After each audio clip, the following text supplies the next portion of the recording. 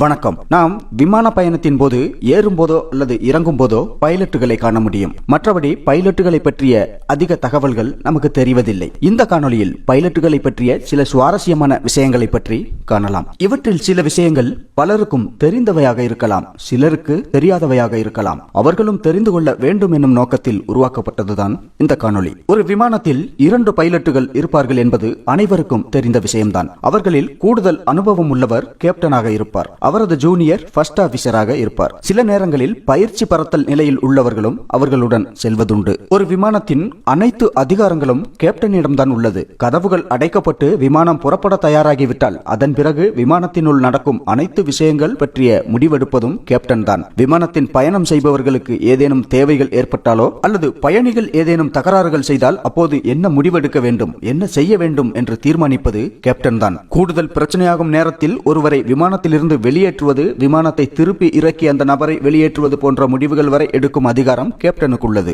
அதேபோல ஏதேனும் தேவையான நேரங்களில் டைவர்ட் செய்து செல்லவும் செய்வது உட்பட உள்ள முடிவுகள் எடுக்கும் பவர் கேப்டனுக்கு உள்ளது. அடுத்து, விமானம் பறக்க தொடங்கி 10,000 அடி உயரத்தை அடையும் வரை கேப்டனும் ஃபர்ஸ்ட் ஆபீசரும் பேசிக்கொள்ளவே மாட்டார்கள். காரணம், நேவிகேஷன், விமான கட்டுப்பாடு, ஏர் டிராபிக் கண்ட்ரோல் மையங்களுடனான தொடர்பு என்று இருவருமே பரபரப்பாக இருக்க வேண்டிய நேரம் அது என்பதால் தான் இது போன்ற ஒரு நிலை. மூன்றாவது, கோக்பிட்டிற்குள் எப்போதும் 2 பைலட்டுகள் இருக்க வேண்டும் என்பது கட்டாயமாகும். 2 பைலட்டுகள் என்பதை விட 2 நபர்கள் இருக்க வேண்டும் என்பது மிக கட்டாயம். ஒருவேளை கேப்டனோ அல்லது ஃபர்ஸ்ட் ஆபீசரோ கோக்பிட்டை திறந்து கொண்டு கழிவறைக்கோ வேறு ஏதேனும் காரணத்திற்காக கோக்பிட்டை விட்டு வெளியே சென்றாலோ அந்த நேரங்களில் ஒரு கேபின் க்ரூ மெம்பர் கோக்பிட்டிற்குள் சென்று அமர்ந்து கொள்ள வேண்டும். இப்படி செய்ய காரணம், கோக்பிட்டினுள் ஒற்றையில் இருக்கும் பைலட்டிற்கு ஏதேனும் நலக்குறைவு ஏற்பட்டால் அவருக்கு உதவி செய்யவும், ஒற்றையில் இருக்கும் போது சோர்வடையாமல் இருக்க வேண்டி அவருடன் பேச்சு கொடுத்து கொண்டோ அல்லது ஏதேனும் விதத்தில் அவரது கவனம் சிதறாமல் பார்த்துக் கொள்ள வேண்டும் என்பதற்காகத்தான். கேப்டன் பிஸியாக இருக்கும் பட்சத்தில் கேபின் க்ரூ உள்ளே சென்று பேசாமல் அமர்ந்து கொள்வார். ஆனால்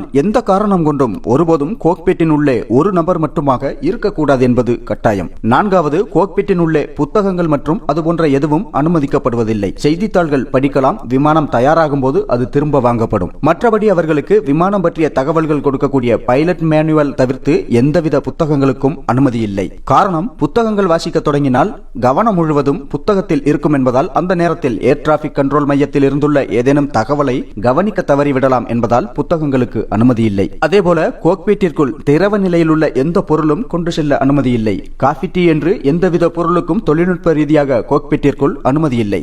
காரணம், கோக்பிட்டிற்குள் முழுவதும் கட்டுப்பாட்டு கருவிகளும் எலக்ட்ரானிக் சாதனங்களும் சென்சார்களுமாக இருப்பதால் திரவ நிலை பொருட்கள் அங்கு எங்கும் கசிந்துவிடக் கூடாது என்பதால் எந்தவித திரவத்திற்கும் கோக்பிட்டிற்குள் அனுமதி இல்லை. அதேபோல 2 பைலட்டுகளும் ஒருபோதும் ஒரே விதமான உணவை உண்ணக்கூடாது. கேப்டன் ஒரு உணவை உண்ணும் போது ஃபர்ஸ்ட் ஆபீசர் வேறு விதமான உணவு உண்ண வேண்டும். ஒருவர் நான்வெஜ் சாப்பிட்டால் மற்றொருவர் வெஜ் சாப்பிடுவார், அல்லது இருவருமே நான்வெஜ் சாப்பிட்டாலும் கூட தனித்தனியாக சமைக்கப்பட்ட வேறு வேறு உணவுகளாக இருக்க வேண்டும். காரணம், ஒருவேளை ஒரு உணவின் காரணமாக ஃபுட் பாய்சன் ஏற்பட்டால் அது இருவருக்கும் ஏற்படக்கூடாது என்பதால் இவ்வாறு செய்யப்படுகிறது. கேபினில் இருந்து பைலட்டுகளுக்கு உணவு கொண்டு செல்லும் போதே அப்படி மாறுபட்ட உணவாகத்தான் கொடுப்பார்கள். அதை தாண்டி இருவருமே ஒரே உணவை உண்ண வேண்டுமானால் ஒருவர் சாப்பிட்டு விட்டு சில மணி நேரங்களுக்கு பின்னர் தான் முதலில் சாப்பிட்டவருக்கு பிரச்சனைகள் இல்லாத பட்சத்தில் மற்றவர் சாப்பிட வேண்டும். எந்த காரணம் கொண்டும் ஒரே உணவோ அல்லது ஒரே நேரத்திலோ அவர்கள் உண்பதில்லை. கோக்பிட்டினுள் மூவி, மியூசிக் போன்றவை அனுமதிக்கப்படுவதில்லை. இதுவும் ஏடிசியுடனான தகவல் தொடர்புகள் கவனிக்கப்படாமல் விட்டுவிடக் கூடாது என்பதால் தான். மியூசிக் அல்லது வீடியோ காணும் போது கவனம் சிதறும் என்பதால் அவை அனுமதிக்கப்படுவதில்லை.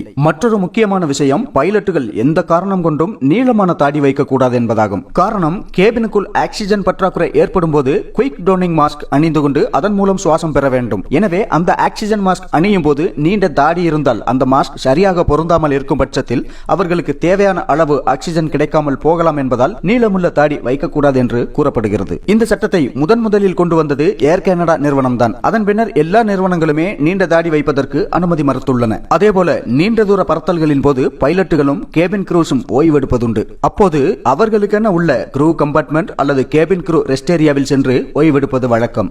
இதன் பொருள் அவர்கள் உறங்க செல்வதென்பதல்ல, அது ஒரு கண்ட்ரோல்டு ரெஸ்ட் தான். பயண தூரத்தை பொறுத்து அரை மணி நேரம் முதல் 3/4 மணி நேரம் என்று ஒரு குறுகிய நேர ஓய்வாகவே அது இருக்கும். அடுத்தது, கேப்டன் யார், ஃபர்ஸ்ட் ஆபீசர் யார் என்பதை எப்படி தெரிந்து கொள்வது என்று சந்தேகம் எழலாம் பலருக்கும். 2 ஸ்ட்ரைப் பிளைட் என்ஜினியர்களுக்கும் 3 ஸ்ட்ரைப் கோ பைலட் அல்லது ஃபர்ஸ்ட் ஆபீசருக்குமானது.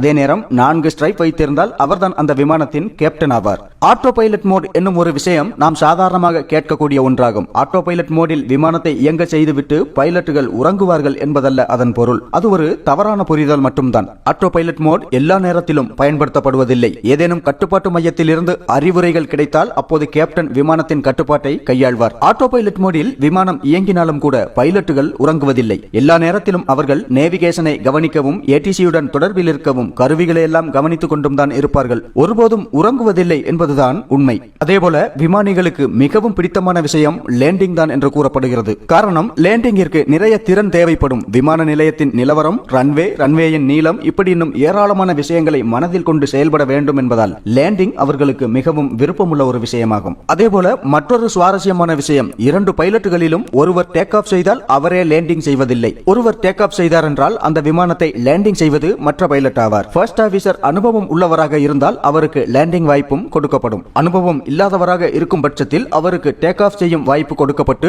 லேண்டிங் செய்வது கேப்டனாக இருக்கும். ஆனால் ஒருபோதும் ஒருவரே டேக் ஆஃப் மற்றும் லேண்டிங் செய்வதில்லை. விமானத்தில் எப்போதும் கேட்கும் ஒரு அறிவிப்பு மொபைல் போன்களை ஸ்விட்ச் ஆஃப் செய்து வைக்க வேண்டும் என்பதாகும். அந்த அறிவிப்பு பயணிகளுக்கு மட்டுமானது அல்ல, பைலட்டுகளுக்கும் தான். விமானம் பறக்க தயாராவதற்கு முன்பு அவர்களுடைய எல்லா விதமான எலக்ட்ரானிக் சாதனங்களையும் ஸ்விட்ச் ஆஃப் செய்து வைக்க வேண்டியது கட்டாயம். விமானம் பற்றியும் பைலட்டுகள் பற்றியுமான மேலும் விவரங்களை மற்றொரு காணொலியில் காணலாம். இந்த காணொலி உங்களுக்கு பிடித்திருந்தால் லைக் மற்றும் ஷேர் செய்திருங்கள். இந்த காணொலி பற்றி உங்களது கருத்துக்களை கமெண்ட் பாக்ஸில் தெரியப்படுத்துங்கள். மேலும் இது போன்ற காணொலிகளுக்கு இணைந்திருங்கள் HF தமிழோடு.